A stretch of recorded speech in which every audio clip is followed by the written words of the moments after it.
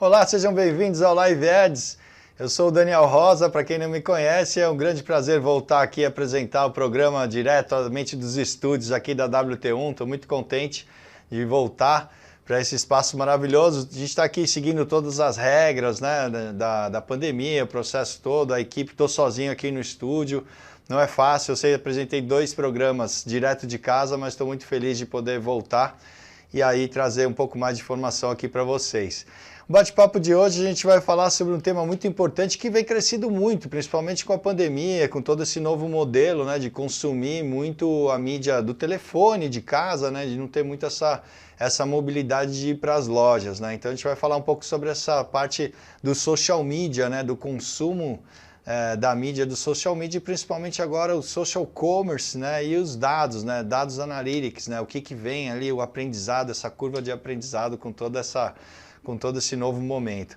É isso aí. Bom, lembrando antes, para vocês aí não perderem nada, ficarem sempre antenados aí, então para seguir a gente lá no YouTube, nos nossos canais YouTube, Facebook, Twitter, LinkedIn e Instagram também, porque tudo sai em primeira mão lá nos nossos canais, nas redes sociais.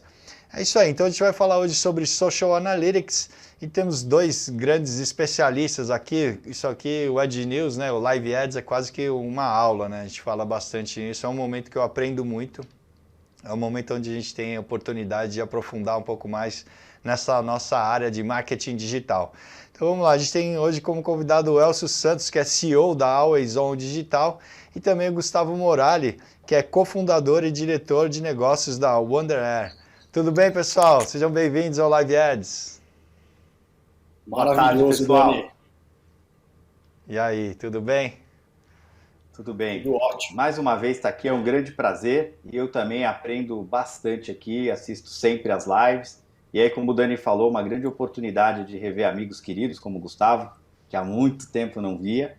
E agora a gente vai aqui trocar uma ideia. Eu sei que eu vou aprender um monte com ele aí sobre redes sociais, como a gente pode fazer para engajar mais as pessoas que estão cada vez mais em casa e mais conectadas. É isso aí. Prazer é todo o meu também, Elcio, Dani, valeu, obrigado. Eu sinto muita falta desse contato com amigos do mercado aí de décadas, né, trabalhando juntos. E é um prazer, acho que a gente vai curtir esse momento aqui juntos. É isso aí. Não fala assim de décadas que entrega a idade, né?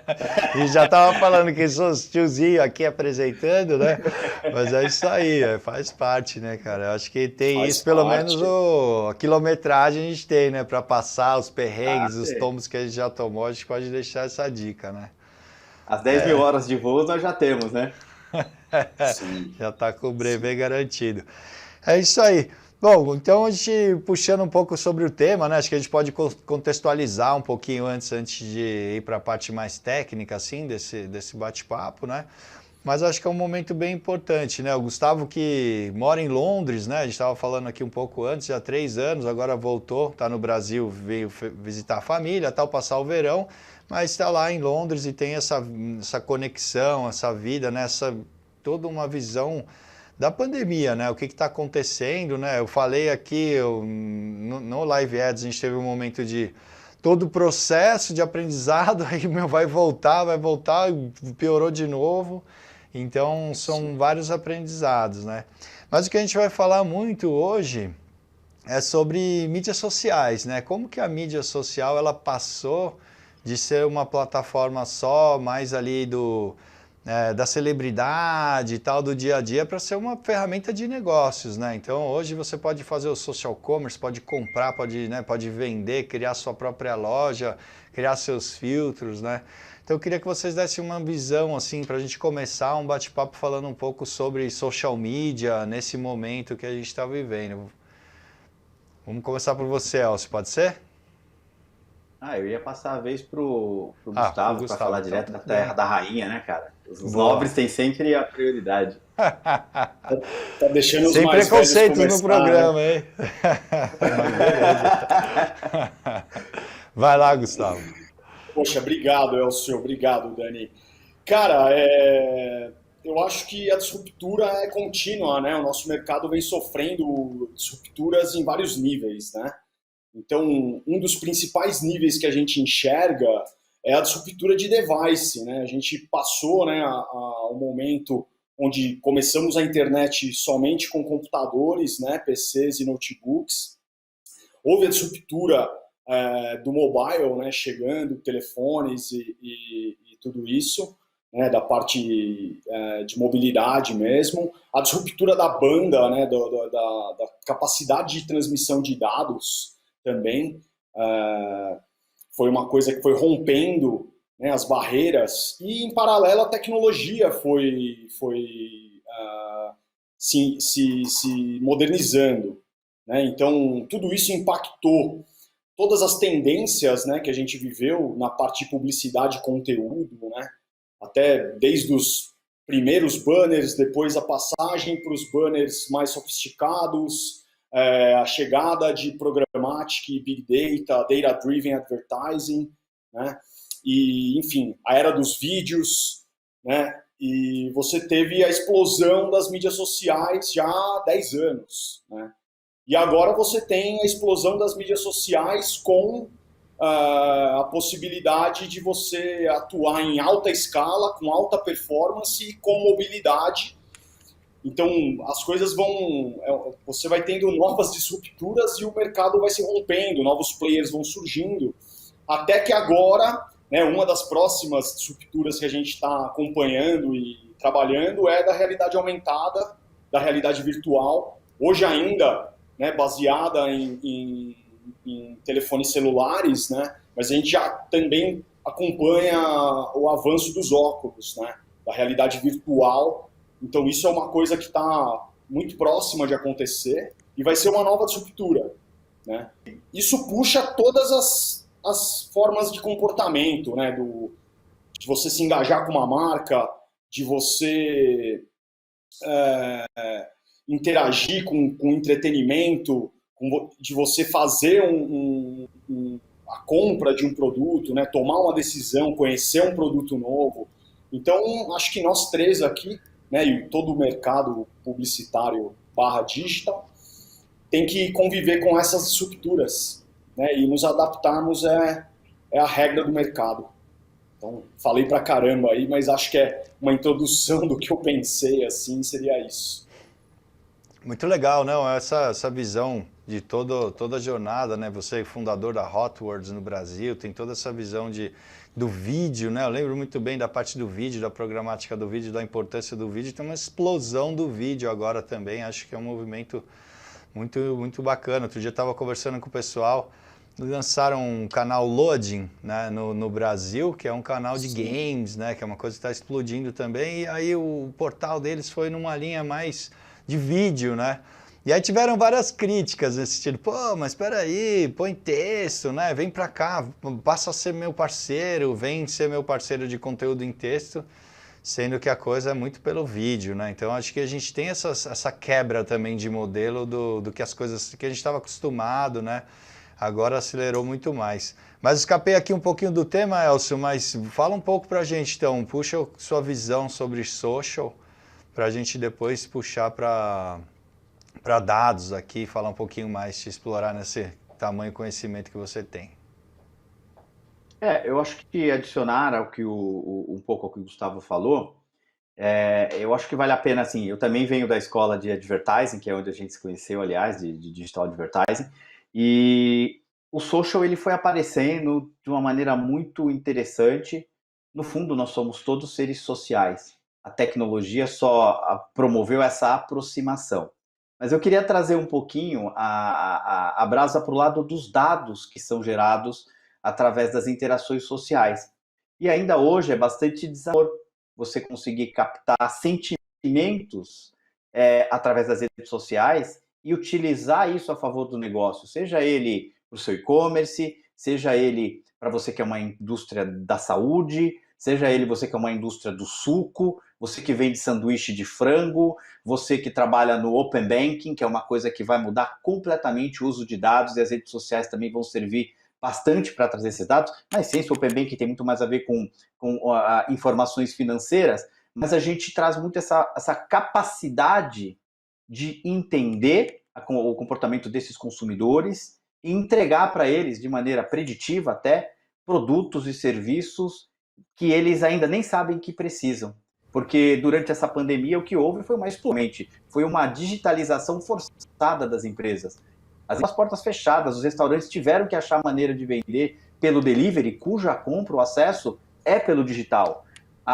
Eu vi uma entrevista com o CEO da Nova.com, lá da Cenova. Pô, o faturamento hoje do digital já é absurdamente expressivo para ele. Porque entraram e os vendedores todos que estavam em casa lá de quarentena começaram a vender pelo WhatsApp. Só que então nós temos uma abundância, porque eu acho que o WhatsApp, além de ser uma potencial enorme ferramenta como meio de pagamento, ela é uma grande rede social. E as pessoas estão fazendo esse social commerce, vendendo através do WhatsApp. E esses dados? Obviamente eu estou falando aqui respeitando toda a questão da privacidade que os dados exigem, mas o que as empresas estão fazendo? Como é que as empresas estão olhando para isso e conseguindo identificar, e como a gente falou no e-book, decodificar centros? É um grande desafio, mas os dados estão aí. Nunca foi tão fácil colher dados e entender os sentimentos dos consumidores. Se por um lado a gente deixou de ter aquele face a face, que você consegue fazer aquele PNL e ler o cidadão, se ele está falando a verdade, se ele não está, se ele sabe em comprar o seu produto ou serviço, agora você tem uma série de outras informações que podem te ajudar a tomar decisão com base em sentimento social. Não estou dizendo que é easy, mas estou dizendo que é possível e a gente nunca teve tantos dados disponíveis para fazer isso. Muito legal. Sim.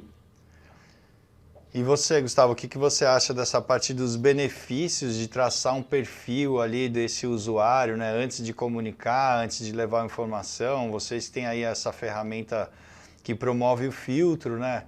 Esse filtro ele pode trabalhar um demográfico, né? Vocês têm essa inteligência também para a empresa trabalhar performance em cima dos filtros? Quais são os temas? Como é que vocês trabalham essa parte de dados ligado às redes sociais?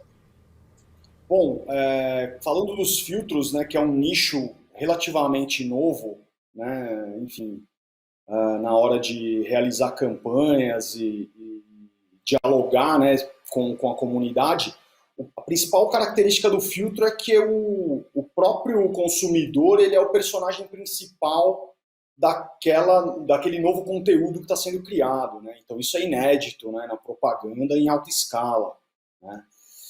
Ele nasceu como uma ferramenta de entretenimento e ele traz, sim, dados super importantes, quantas pessoas fizeram download, quantas do filtro, né? Utilizaram o filtro, publicaram em seus stories do Instagram, por exemplo, ou do Facebook, quantas pessoas compartilharam, quantas pessoas tiraram print da tela, em que país eles estavam, qual é se é masculino ou feminino, né? Então a gente tem uma capacidade de extração de dados sobre os filtros, e até no material que a gente preparou tem um case muito legal, que a gente conseguiu em uma ação atingir 130 milhões de visualizações de um filtro, né?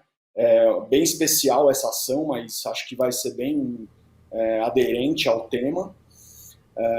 Mas eu acho que hoje houve um estudo que o Google lançou em novembro do ano passado, que ele desmistificou o funil de conversão, né, que normalmente as empresas estudam, né, fazem uma pesquisa, desenham uma persona que consome os seus produtos, né, personas diferentes, e a gente que trabalha com programática há muito tempo, a gente costumava fazer, né, jornadas de consumo, jornadas de decisão do consumidor para cada tipo de persona, né? Então existem muitas maneiras de você usar uma certa inteligência de mensagens, de emocionais, com cada tipo de cluster de pessoas, né?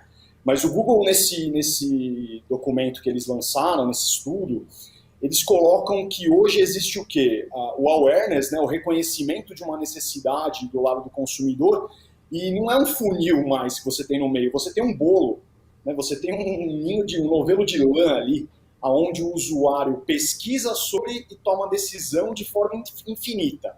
Ele fica ali, pesquisando sobre e tomando decisão, até a hora que ele consome, né? Então isso é muito interessante, Claro que a missão das DMPs, a missão das mesas de BI aí, das agências, das empresas que conseguem ter isso in-house, ter uma análise preditiva de consumo, né? E óbvio que isso faz parte do incentivo ao consumo, mas hoje a miscelânea digital é tão grande, então os pontos de contato do usuário eles são tão diversos ao longo do dia, né? Que você tem muito mais a experiência, né?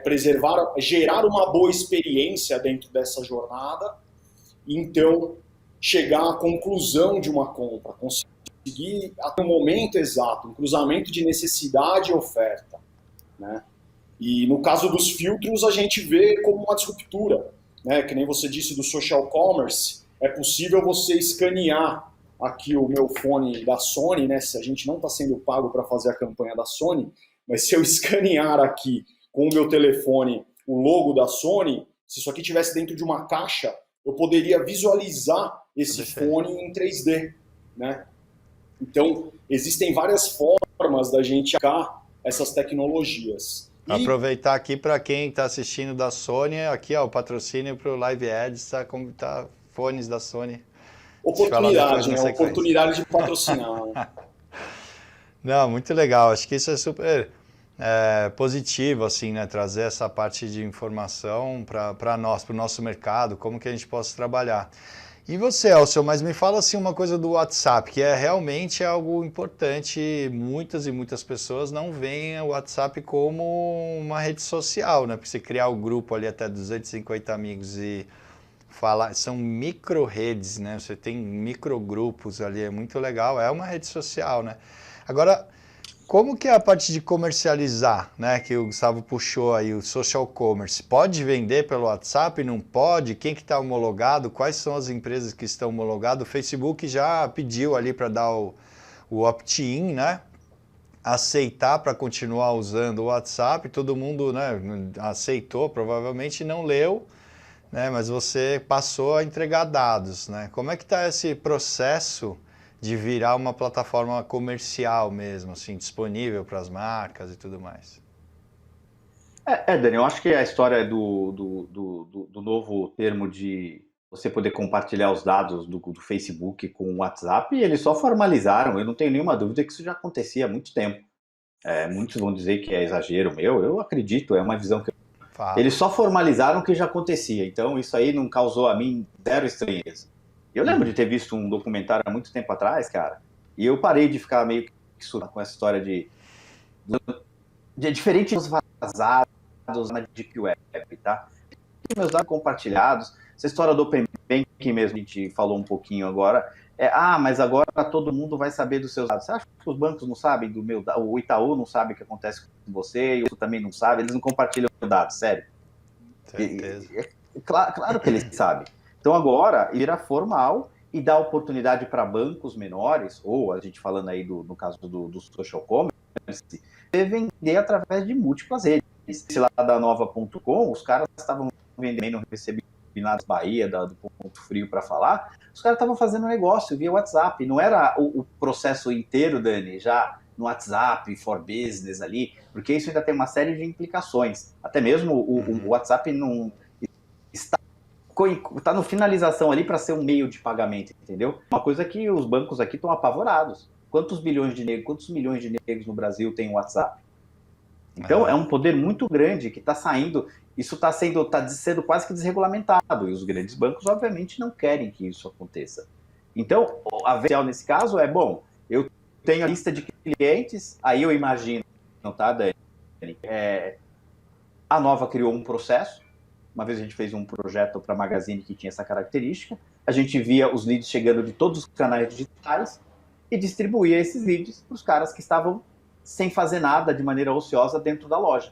E esses caras começaram a vender sem parar e queriam cada vez mais leads. Agora, as lojas continuaram a receber leads, não tinha ninguém nas lojas para fazer a venda física. Então, eles distribuíam, imagino, de alguma maneira, eu não sei os detalhes do projeto, mas eles distribuíam isso de maneira geográfica para os vendedores que estavam lá à disposição e que não estavam ganhando nada. E aí eles começaram a ver que o negócio deu super certo, porque as vendas continuaram, aconteceram, eles fizeram melhoria no processo da experiência de venda, porque a experiência é tudo. A gente acabou de falar do podcast de experiência total, e é tudo experiência. O cliente hoje paga 18%, de acordo com a McKinsey, paga até 18% mais por um produto ou por um serviço, se a experiência que ele teve no processo de compra foi bacana. Então, todas essas plataformas novas que estão surgindo aí, essas fintechs, a Nubank, para a gente falar aqui de um unicórnio que está entre os 10 mais valiosos do planeta, cara, a experiência que você tem em ter um cartão de crédito, que é o Nubank, um cartão de crédito, que é isso que o Nubank é incrível. É diferente do que você tem com outras marcas, independente da bandeira, se é Visa, se é Mastercard, se é Amex, mas a experiência que você tem com um outro banco, por exemplo, é completamente diferente. E os negros estão com 35 milhões de usuários na base, e agora que eles fizeram está em processo de aprovação, mas com a aquisição da Isinvest, feita pela Nubank, eles vão começar a fazer um cross-selling de investimento para 35 milhões de potenciais consumidores que marca. Então, assim, as coisas estão mudando muito rapidamente.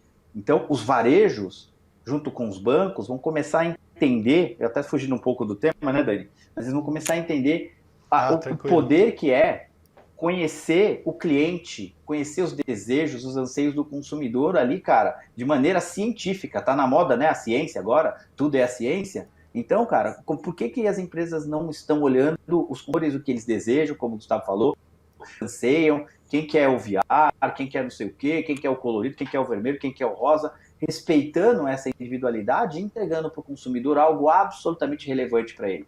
No momento em que as empresas começam a fazer isso, o custo deixa de ser o principal diferencial.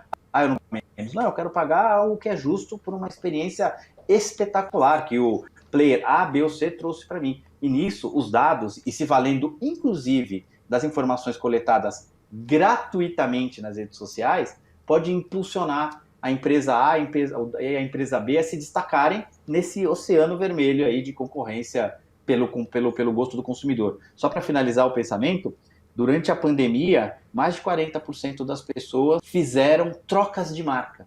Elas foram infiéis com a marca que elas adoravam comprar. Trocaram de sabão, trocaram o carro, trocaram aquele cereal matinal, foram experimentar outras marcas por N situações. Então, se eu realmente não sei quem é meu consumidor, não trato ele bem, só faço um anúncio lá na principal emissora de TV, no Jornal das 8 ou na novela, esses caras aí, é importante também, uma coisa a outra, mas é importante que tenha comportamento desse consumidor e que está lá na rede social elogiando, reclamando da sua marca, e que muitas vezes as empresas ainda estão na era do minha marca é positiva, minha marca é negativa, ou é neutro o sentimento que você tem a respeito da minha marca? Sendo que tem muito mais dado, informação valiosa ali que você pode usar para turbinar o negócio, e é essa provocação que a gente tem trazido para o mercado.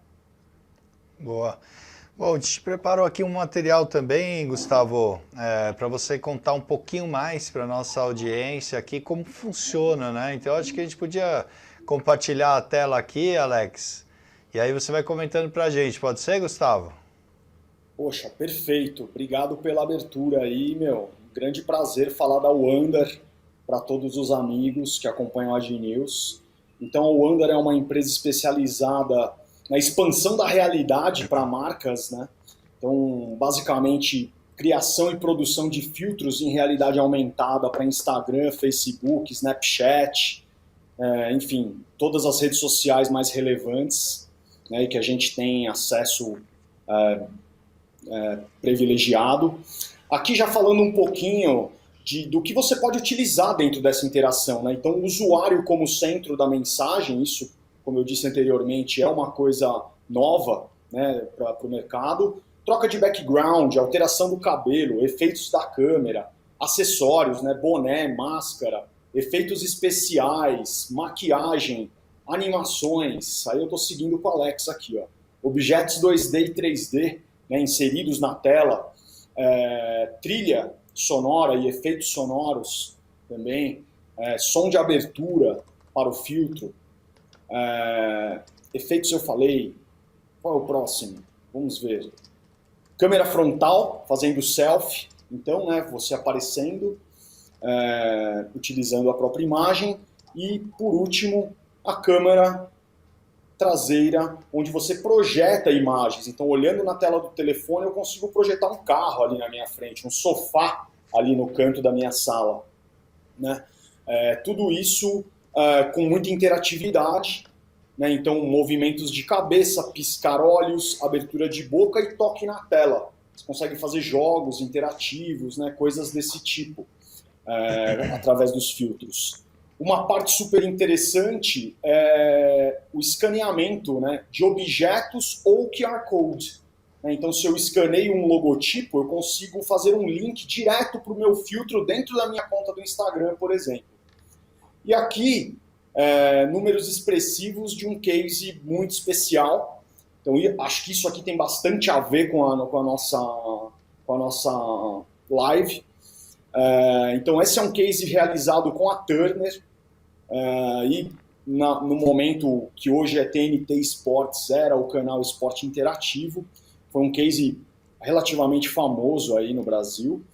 Então foi lançado esse filtro e propagado, divulgado pelo canal Esporte Interativo, que é uma equipe maravilhosa, né? Os caras mandam muito bem na comunicação e no engajamento com a audiência.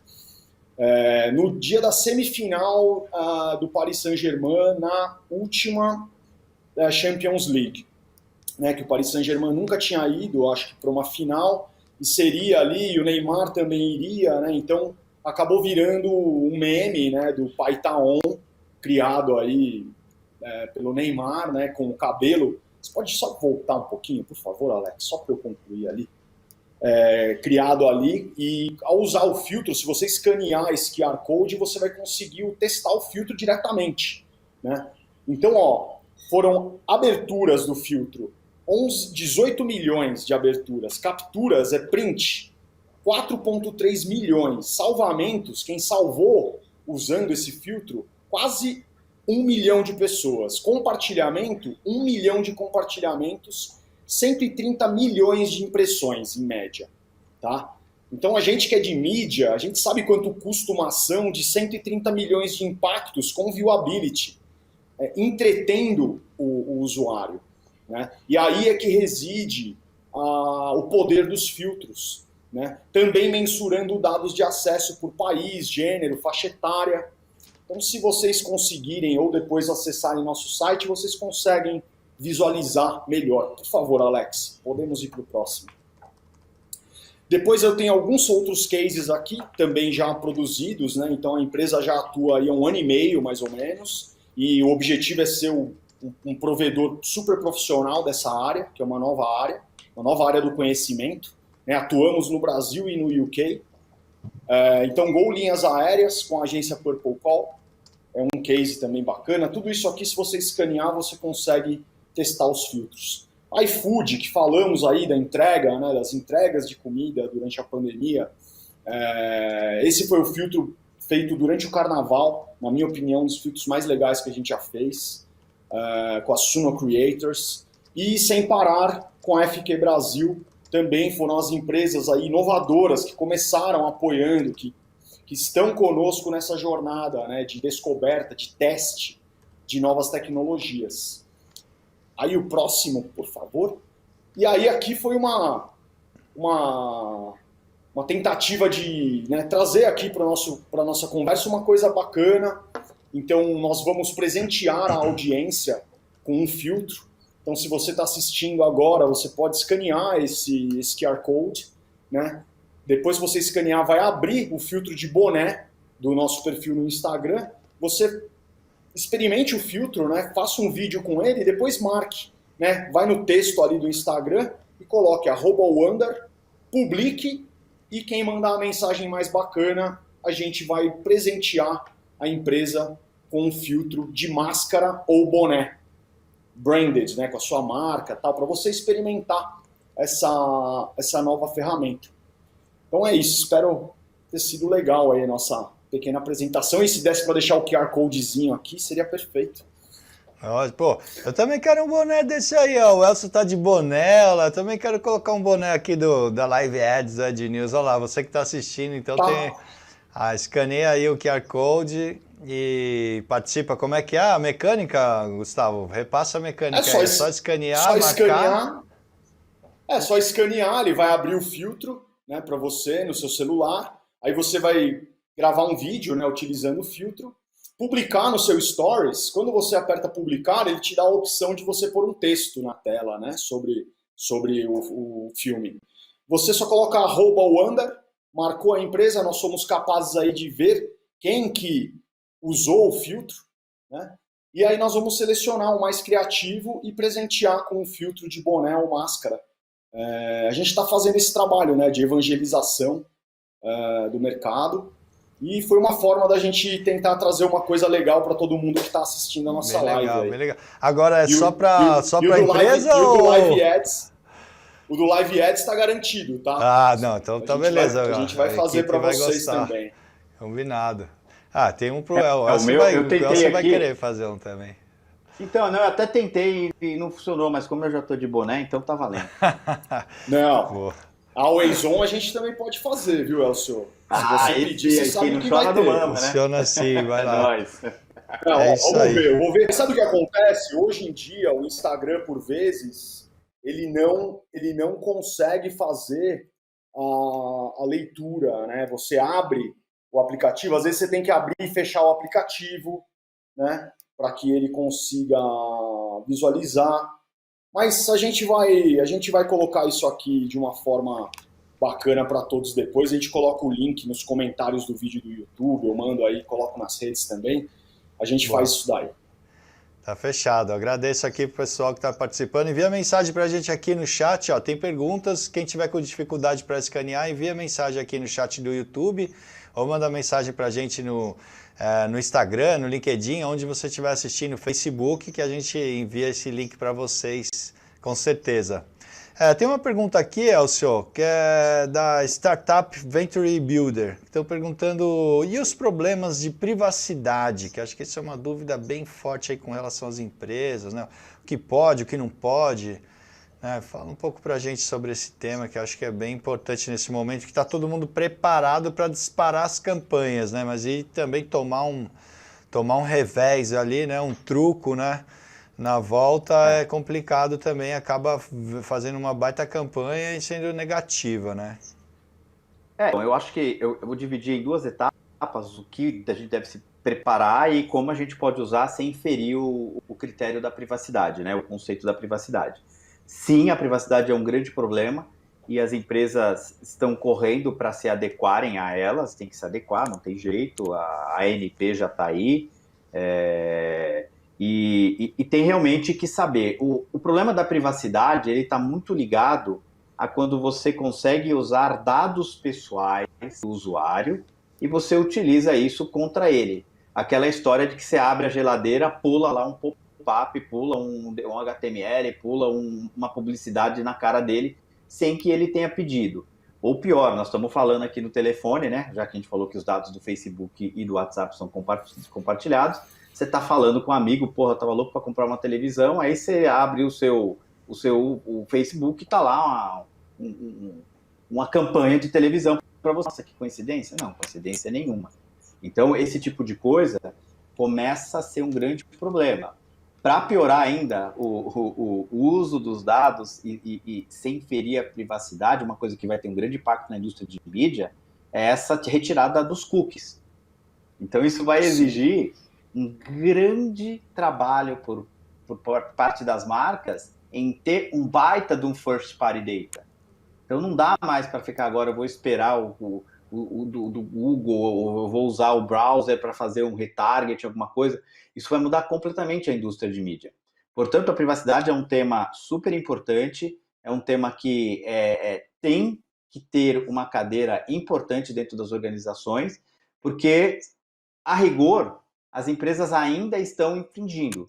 Por exemplo, eu estou fazendo um trabalho para um cliente, e eu entrei lá para fazer uma simulação e eles me ligaram. Eu não dei autorização para ninguém me ligar. Eu não dei autorização para ninguém mandar mensagem para mim. Não é um cliente, é um prospect, né?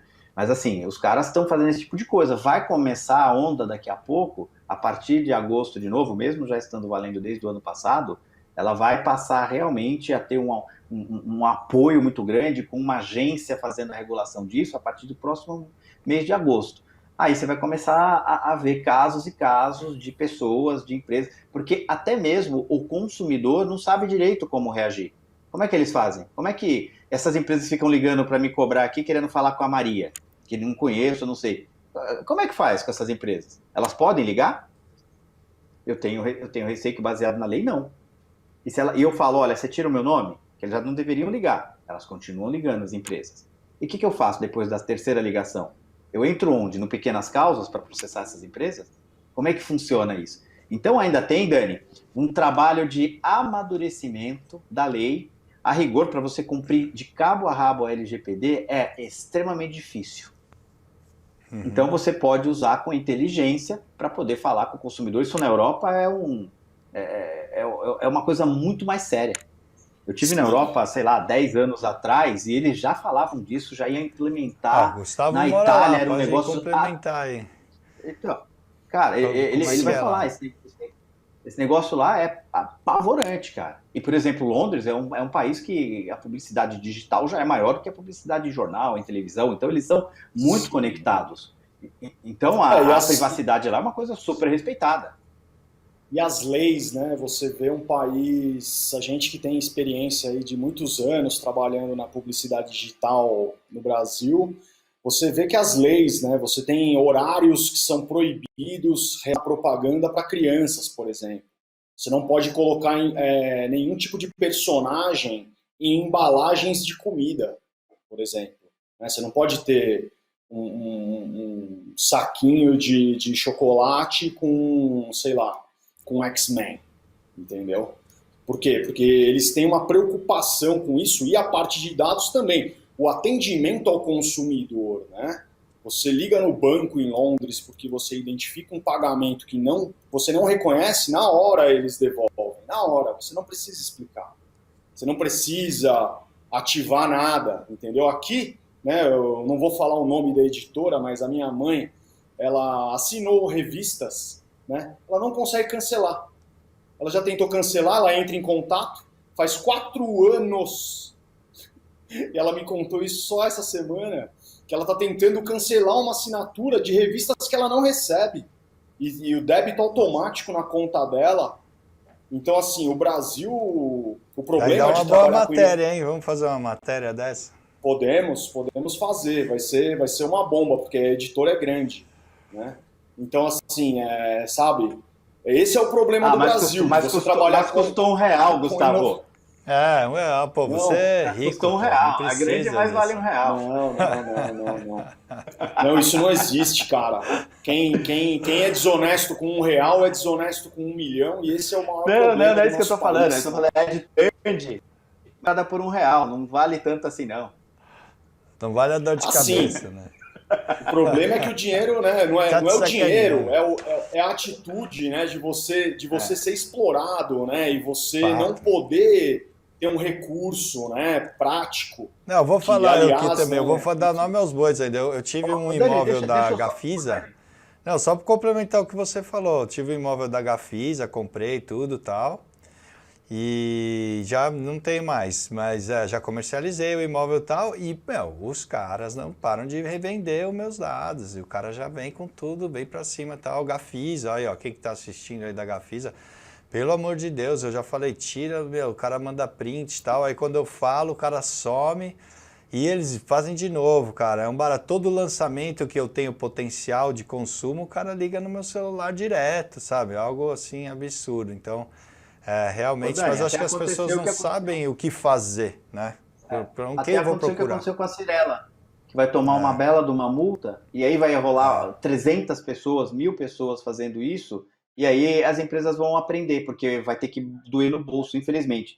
Mas complementando uma coisa bem pontual que o Gustavo falou, que é a história das leis. Nosso país é um país que está cheio de leis. A gente acabou de ver um monte de lei ser desfeita lá no Supremo Tribunal Federal, sem querer trazer para o mundo da política.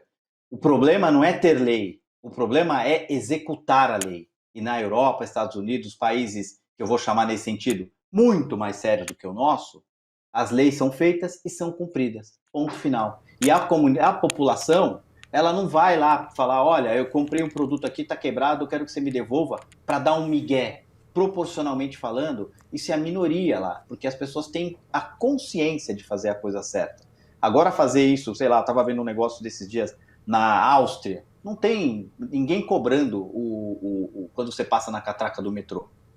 Só que se você for pego dando migué, você paga uma multa de não sei quantos mil euros. Então, isso desestimula. Mas se o cara for pego, não tem conversa. É 1.000, 2.000 euros de multa e ponto final. O cara vai correr o risco, primeiro que é uma cultura de não enganar, de não don't cheat. Então, como é que você vai, cara, trazer isso para o Brasil? A gente tem que adaptar as questões culturais, mas eu acho que o cerne da questão é fazer a lei ser cumprida. Boa, vamos mais leis não vai levar a gente a lugar nenhum, cara. Aqui. Tem mais uma pergunta aqui, ó. Central do Airsoft. Está dizendo aqui, o comércio social não está relacionado apenas com motivar as pessoas a falarem sobre sua marca nas redes sociais, mas motivar as pessoas em fazerem compras por meio do canal social. Qual o caminho, né, que eles dizem, qual o caminho aí, então, Gustavo, que você acha para motivar também pela compra, né? Porque eu acho que tem essa curva de aprendizado e realmente é o momento mais novo de utilizar a rede social como comércio, né? Você usava ela mais como uma plataforma para chamar para outro ambiente, era mais o site, o marketplace, né? Mas agora você compra direto pela plataforma, né? Tá havendo essa evolução, né, das plataformas, né? Eu acho que uma convergência de soluções, né? O próprio Instagram, ele está evoluindo bastante nesse sentido, né, de ter o seu próprio Shopify integrado dentro do Insta. Mas hoje o Shopify, que eu acho que é uma das maiores plataformas do mundo aí de e-commerce, né, ele também invadiu a social media de certa forma, né? Você tem tudo integrado dentro da plataforma dele e você de dentro dele vai para fora e agora as próprias plataformas de social media também estão se adaptando para ter o checkout nas plataformas dele. Você pega o Stripe, que é acho que é o principal meio de pagamento no mundo, né? Acho que é uma das fintechs mais valiosas do mundo. Eles te dão soluções que cobrem qualquer tipo de comercialização, né? Então, eu acho que as redes sociais elas servem para você manter o diálogo, ampliar, né, e manter uma zona de contato, uma superfície de contato com o seu cliente, né? Muito importante isso. E o que eu vejo são ações que servem como gatilho para o consumo. Então, eu vou lançar hoje um novo carro, eu posso fazer um filme na minha rede social, né? Eu posso fazer um filtro, eu posso fazer um giveaway, Então, eu tenho várias formas, né? Os influenciadores também são uma peça super importante desse quebra-cabeça.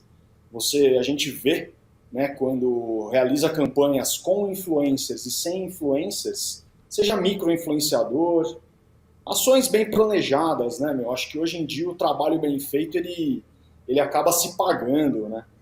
Então eu acho que é isso, eu acho que existe essa convergência, né?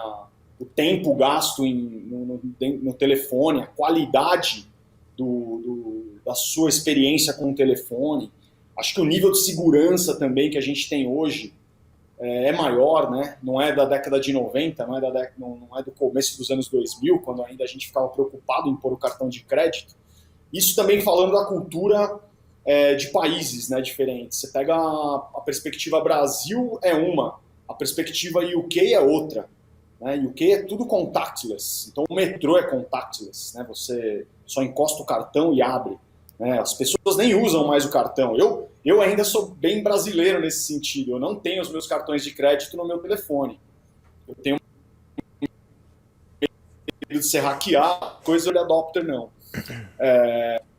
Mas essa tendência, né, enfim, acho que ela só tende a se consolidar cada vez mais e as redes vão se adaptar.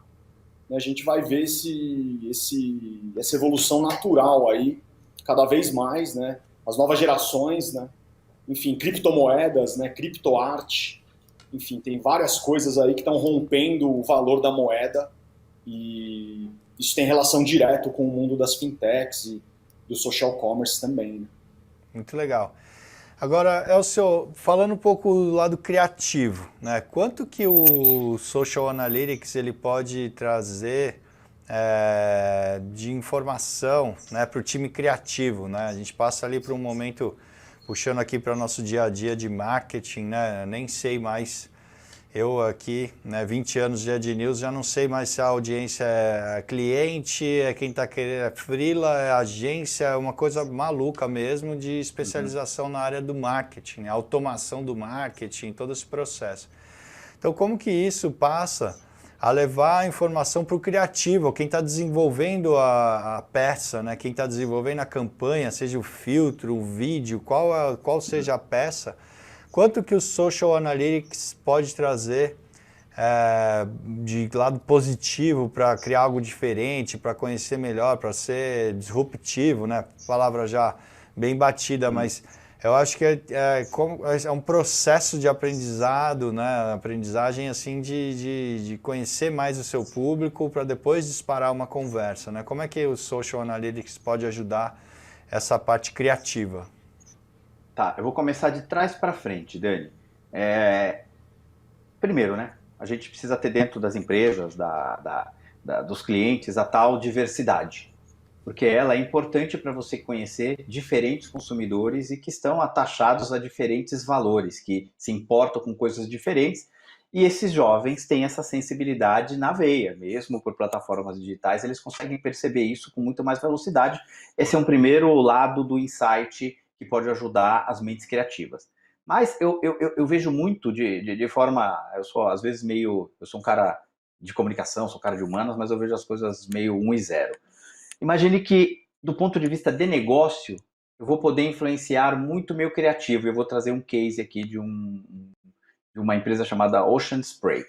A Ocean Spray, ela descobriu que tinha uma oportunidade de lançar uma linha de sucos que teria o potencial de 100 milhões de dólares anuais em receitas. E ela fez o quê? Ela começou a investigar, era um suco de cranberry, e eles começaram a investigar nas redes sociais qual era o nível de procura, qual era o nível de attachment do público, consumidor, do potencial público, e eles não colocaram filtro, eu quero vender para quem quiser comprar, mas deixa eu entender qual é o público que está mais apto a comprar esse produto. E eles identificaram lá, através de análises de sentimento, eles decodificaram o sentimento das redes sociais e chegaram a 3 públicos. O público que não queria tomar o suco, porque eles estavam relacionando o suco de cranberry com pessoas que tinham problema no urinário. Um público que usava ele meio que como isotônico, que tomavam depois das aulas de zumba para se hidratar. E um outro que tomava à noite, meio que numa taça, assim, por conta da textura, da cor. Ele imitava o vinho ou qualquer outra bebida alcoólica, só que era um coquetel natural. Isso, eles lançaram o produto e fizeram um sucesso pendo.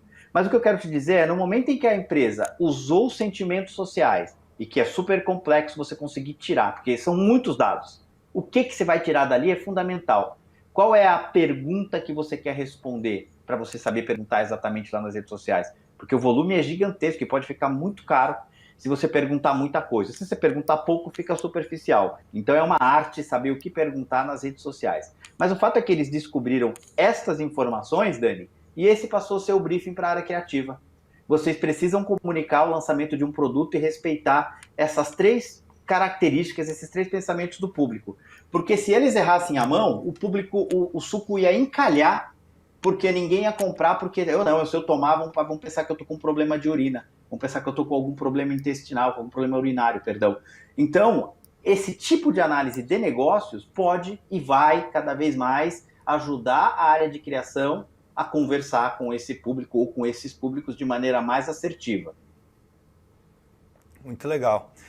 Agora, Gustavo, tira uma dúvida aqui. Você é especialista aí na área de programática, né? Passou por vários projetos até a área Europa, né? Mora fora, conhece muito essa parte de dados, né? Proteção de dados e tudo mais.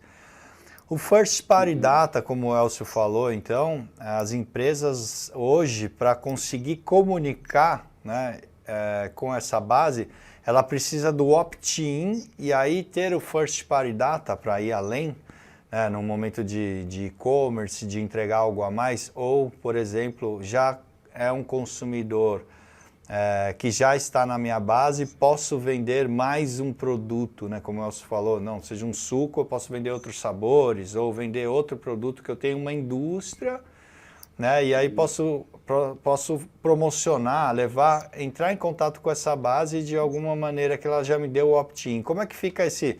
Eu voltei aqui um pouco nos dados, né? Mas acho que isso é bem importante porque envolve, no final, todo mundo que está fazendo a campanha quer saber de dados, né, informação e como comunicar, né? Eu acho que existe um planejamento, depende muito do tamanho da campanha, né? Você tem clientes e clientes, né? Você pode ter o foco do pequeno anunciante e você falar first party data para ele não vai entender, né? Às vezes, né? Ele está mais lá vendendo tintas, na loja de tintas dele, ele não entende. Agora, eu tive a oportunidade de trabalhar, por exemplo, com a Toyota, com a G2 Publicis, né, durante 24 meses. Eu fiz, juntamente com a equipe da G2, todo o projeto programático de lançamento do Etios, na parte de performance, por exemplo. Então, eram 27 atributos do automóvel, e nós fizemos esse mapeamento que o Elcio citou. Então, nós tínhamos o cara que o diferencial para ele era o freio ABS, era o que fazia ele comprar. Então, trazendo, né, para um caso real, fazíamos ali a divulgação através de display banners ou de uma matéria, um nativo, né, dentro de um site de automóveis, alguma coisa assim, ou um influenciador. Quando esse usuário chegava no site da Toyota, ele tinha que dar o opt-in, né? Falar, eu aceito aqui, né? Estou cedendo meus dados, né? Termos e condições e tal. Então, ele aceitava que a gente tivesse esse diálogo inteligente através de dados com ele. E então, nós programávamos o quê? Que nos próximos 7 dias, nós faríamos sobre esse usuário 8 impactos, no máximo, com banners de freio ABS. Porque foi a área do site onde ele clicou mais vezes. E aí existe, né? Acho que a questão aqui é o que a gente chama de keep it simple, né? É manter a simplicidade de objetivos quando a gente vai trabalhar com dados. Você vê muitos CMOs perdidos ou gente que não tem experiência com isso ainda, grandes cabeças do marketing, mas que não são da área de tecnologia e banco de dados e enfim, desenhar a jornada baseado em dados, né, em real time, em altos volumes.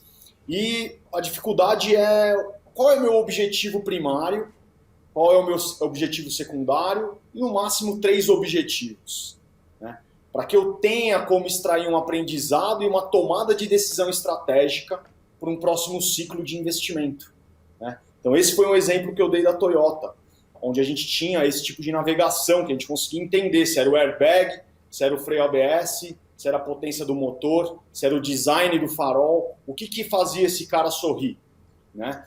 E depois tentar trazer ele novamente com peças criativas que demonstrassem aquilo, né? O Unilever, por exemplo, né? Trabalhamos também, eu trabalhei diretamente, primeira campanha programática do Brasil na Unilever foi feita pela minha equipe, né? Juntamente com a agência.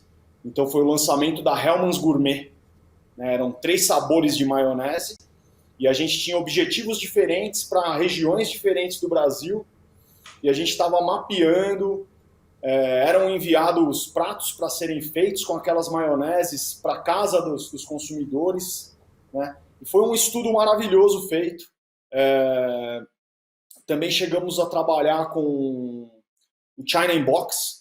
Foi muito engraçado que compreendemos que o que estava vendendo mais naquela época era um prato X, né, para eu não divulgar aqui o que foi o resultado da campanha, mas eu acho que o principal do programático, independente de você estar fazendo first party data, second party ou comprando dados, né, dentro da sua DSP ou coisas similares, é você manter um planejamento simples, para que você possa tomar decisões estratégicas ao término da campanha, né? Porque ela não acaba, essa campanha, é um ano inteiro de flight, você nunca vai acabar a campanha, né? Você termina um objetivo de marketing, mas você já embarca em outro, você formou os clusters, né? Você identificou necessidades, e aí é o que o Elcio colocou muito bem, é a parte de pesquisa, né? Que é uma das pernas do marketing, né? Somos publicitários aqui, estudamos, né? Fiz marketing na PUC, pós-graduação na SPM,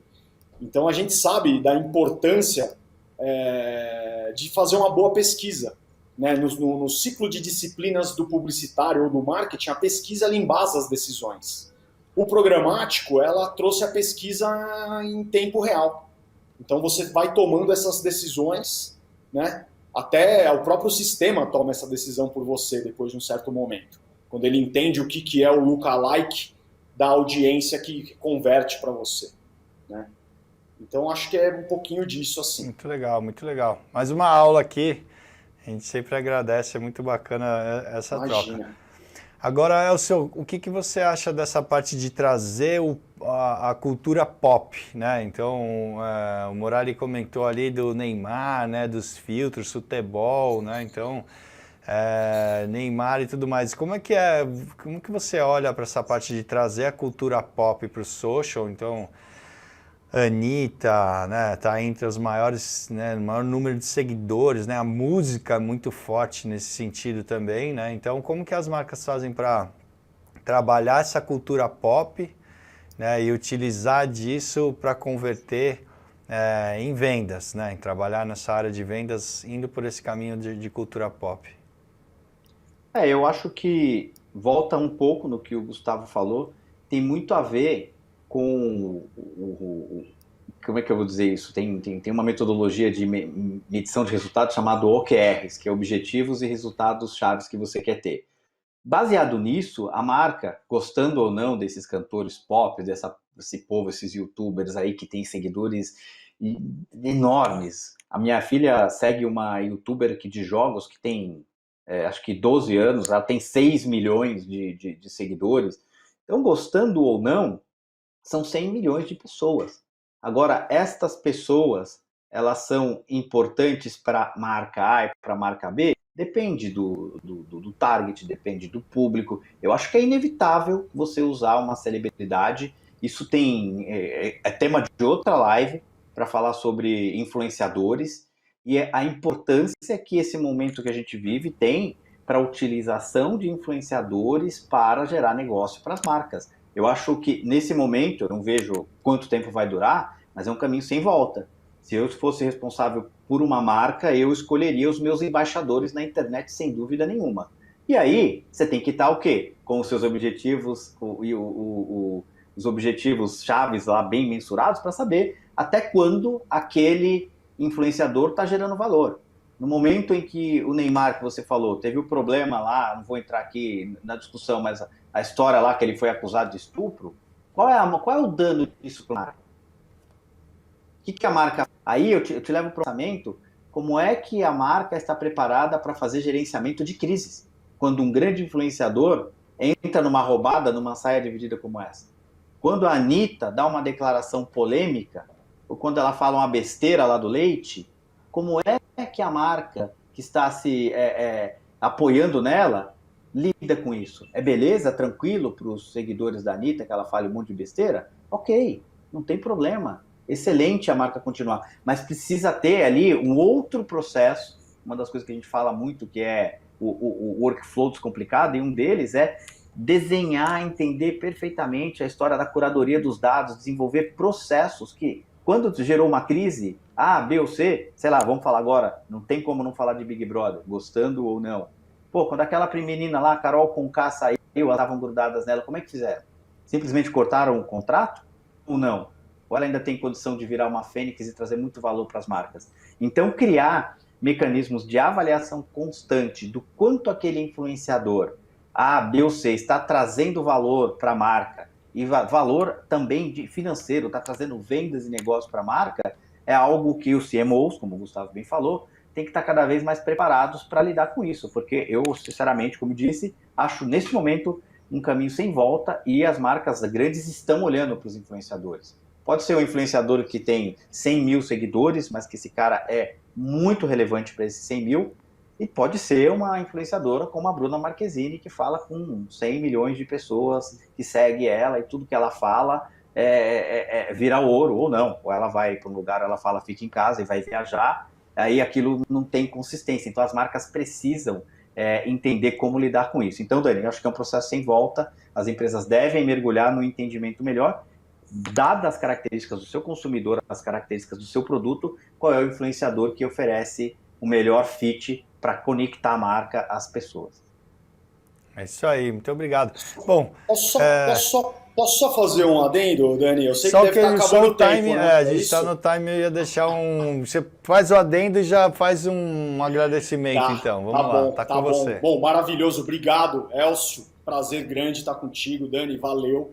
Só falando dessa parte dos influencers, uma coisa que ficou aqui, que eu acho que é interessante usar essa oportunidade, é que é a primeira vez que a humanidade tem essa capacidade, né, de ter uma pessoa que reverbera para milhões de pessoas, né? Então isso nunca foi vivido antes. O patrocínio de influenciadores é uma coisa antiga, né, que se iniciou com esportistas, tenistas. Tem o caso do Michael Jordan, que foi a maior jogada de marketing da Nike da história, né? Só que hoje a diferença é que, como o Elcio falou, uma criança pode ser um influenciador, ou o próprio Neymar, que é um cara, polêmico, mas eu sou fã dele, eu gosto dele, eu conheço até a agência de PR dele, que cuida dos momentos dele ali É um garoto, né? É um jovem, cara, um jovem que deu certo e... Jovem? Não, é um garoto jovem, que deu certo passou da fase de ser garoto. Não, mas menos de 30 anos é garoto, Elcio. Menos de 30 anos é garoto.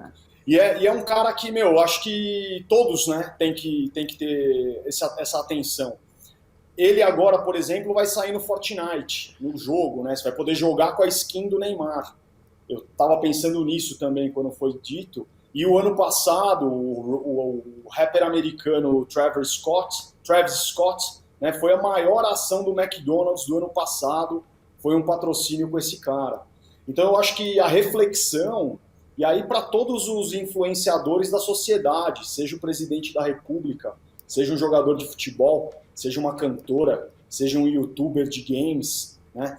Ele tem que saber que ele precisa pensar antes de fazer as coisas, precisa pensar antes de falar, né? De se posicionar. E eu acho que também não existe nada escrito na pedra. A pessoa pode falar uma coisa hoje e amanhã falar, olha, mudei de opinião, né? E assim que a gente pode ter uma sociedade com diálogo um pouco mais maduro, né? Que é o que a gente sente falta nesse momento de que todo mundo está precisando ficar um pouco mais calmo, né?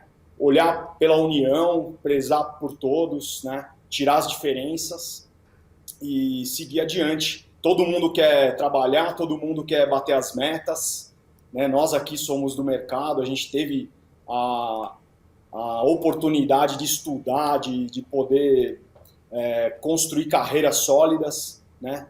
Então é isso que a gente quer pro nosso país, né? Eu que já não vivo mais aqui, eu vivo em uma sociedade onde a gente vê isso muito mais preservado e é o nosso voto, o nosso desejo, né? Para que a gente consiga progredir aí como sociedade. Boa. É o seu? Gustavão, cara, eu também agradeço aí a oportunidade de dividir esse espaço contigo. Respeito muito você, mas eu tenho que discordar do Neymar. Você me provocou, eu tenho que falar. Eu acho polemizou. Eu acho o Neymar um puta pé 2.0, meu. Ele nunca vai crescer. E apesar dele ser um grande jogador, ele também só é a promessa. Parece o Brasil. É o país do futuro e sempre será. Até agora não ganhou nada relevante. O Neymar é um cara que está abaixo de Ronaldinho Gaúcho, e é um cara bobão. Desculpa, eu não acho o Neymar bobão, embora ele tenha um potencial imagina. imenso. Não precisa nem pedir desculpa. Tem um potencial imenso. A sua opinião é válida. Agora, independente de eu particularmente achar ele um bobão, se eu fosse uma marca, eu olharia, porque ele agrega valor para marcas. A gente precisa ter... Não é porque eu não gosto do Neymar que eu não vou querer ele garoto propaganda. Se o Neymar fizer um tweet da minha empresa lá, pô, com certeza vai ser muito legal, você entendeu? Então não é nada pessoal, não quero o mal dele, eu quero que o Neymar brilhe, Claro, eu quero que o Neymar seja o melhor do claro. mundo. Eu não sou a favor desses caras que ficam aí, não, quer ver o fracasso do Neymar? Muito pelo contrário, eu quero ver o Neymar brilhar, mas eu acho ele um bobão. Mas de qualquer maneira, eu queria agradecer, Dani, a oportunidade. Eu acho que Fica a dica, sempre bom a Neymar. gente ter as divergências, elas são espetaculares e elas são boas quando elas nos levam para um outro patamar. Não para o patamar de esquerda e direita, mas um patamar acima, onde a gente tente viver numa sociedade que hoje está extremamente dividida. E hoje a gente está dividido pelo Covid, que também, infelizmente, foi politizado. Então eu queria Sim. agradecer e mandar aí para os nossos ouvintes, telespectadores, um grande abraço, desejar saúde para todo mundo. Vai passar esse Covid, só que na minha visão também meio apocalíptica, vai vir o Covid 22, 23, esse negócio, a gente vai ter que aprender ou reaprender como sociedade a viver num mundo onde tem vírus que matam pra caramba. E agora ficar trancado dentro de casa não é o caminho. Ficar também furando lockdown e fazer... Eu acabei de ver hoje de manhã pessoas fumando narguilé num bar, uma galera, ou gente famosos para falar de futebol indo em cassino clandestino. Não dá, né? Não faz nenhum sentido. Então, eu acho que a gente está, do mesmo jeito como as redes sociais nós estamos aprendendo a viver em uma sociedade com vírus, com inimigos invisíveis e que faz mal para todo mundo, cada vez jovens, amigos próximos nossos. Pô, eu queria mandar um abraço aí para a família do Maurício lá do Reclame Aqui, que eu fiquei extremamente chocado. Sim. Sério, fiquei, cara, parecia que ele era meu amigo, um cara que fez uma grande diferença na relação empresa com pessoas, cara, saudável. Sim. Eu falei com a mulher dele, cara, assim, eu fiquei transtornado, porque eu não esperava, eu fiquei realmente chocado. Então a gente tá vendo pessoas maravilhosas que estão fazendo a diferença morrerem por conta de um inimigo invisível, enquanto, novamente, os políticos, ao invés de botarem a mão na massa e resolver, um fica culpando o outro de obscurantista, o outro é o negacionista, e enquanto isso o povo tá ali morrendo. De qualquer maneira, muito obrigado. Eu adoro estar aqui dividindo esse espaço com vocês. E eu queria, Dani, só finalizar dizendo aí para os nossos espectadores, internautas, que a Oizon está disponibilizando um e-book que fala exatamente sobre Social Analytics, onde a gente debulha ali 2 cases muito legais. Um do Popeyes, que diz que é o melhor sanduíche de frango do mundo, é eles que falam, mas vale a pena ler o case, que é bem interessante, como a rede social impulsionou o negócio deles, e o outro fala da Ocean Spray, e aí como é que você pode implementar uma política, uma estratégia de Social Analytics. Então, peçam aí no chat, que a gente vai mandar gratuitamente para vocês um e-book bem bacana. Amo estar aqui com vocês, muito obrigado, conte comigo para a próxima. E, Gustavo, fico esperando aquele convite para ir lá em Londres, hein, velho? Sempre gostoso estar nessa cidade maravilhosa. Aquela cobertura internacional, gravar o podcast lá. Vocês dois estão convidados, eu tenho roteiro de pubs que a gente tem que conferir juntos. Tá fechado, assim que eu for vacinado, eu vou nessa. Eu tô assistindo a série lá, Rainha, cara, é impressionante como Londres é lindo, cara. Eu passo por lugares que eu estive lá, o lugar é maravilhoso. Quem não vai, Gustavo tá convidando aí nos pubs, vai ter a primeira de graça por conta dele. Falando em pub, olha só, vou fechar aqui então com uma notícia positiva. Muito obrigado aqui a participação de vocês, mas eu vou fechar com a notícia da Heineken, que doa o patrocínio, né, o investimento do patrocínio do destino ao Rock in Rio, com o combate ao Covid-19. Então, muito legal aqui, a gente estava falando de pub, né? Então, mas aí a ação da Heineken, no lugar de embolsar o lucro ali, que a gente sabe que o investimento de marketing muitas vezes acaba indo para uma outra opção, tem uma causa nobre. Então, o Rock in Rio foi com todo o investimento pessoal para o combate ao Covid-19. É isso aí, vou fechando aqui então com essa notícia positiva, né? Mais um programa aqui, mais uma Live Ads, agradecendo vocês todos que nos assistiram e pedindo para deixar o like, para seguir a gente sempre nas redes sociais, no YouTube, para a gente conseguir levar cada vez mais esse conteúdo de qualidade aqui do Ad News para vocês. Valeu, o Live Ads vai ficando por aqui. Um grande abraço e até semana que vem. Envie suas perguntas aqui, mais dúvidas, quem quiser conectar aqui, baixar o e-book do Elcio também, quem tiver dúvida do videozinho, né? Do videozinho que o Morali conectou, do filtro, entre em contato com a gente que a gente conecta com vocês para você baixar lá aquele aquela imagenzinha do boné. Valeu, até semana que vem.